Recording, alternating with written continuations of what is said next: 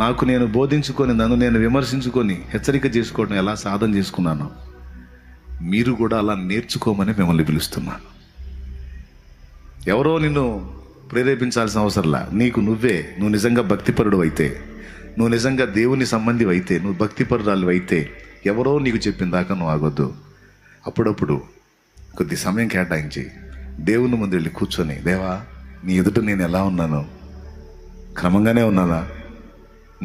నా ఆత్మీయత నీకు సంతృప్తికరంగానే ఉందా? నీకు నచ్చినట్టుగానే నేను ఉన్నానా? నేను ఎలా ఉన్నాను? నా భక్తి, నా పరిచర్య, నా సేవ నీకు తృప్తికరంగానే ఉందా? నా ఆత్మీయత నీకు ఇంపైన సువాసనలాగానే ఉందా? లేకపోతే కాండం నుండి వేరైన తీగలాగా నేను తెగిపోయిన స్థితిలో ఉన్నానా? ఎండిపోయిన స్థితిలో ఉన్నానా? నేను ఎలా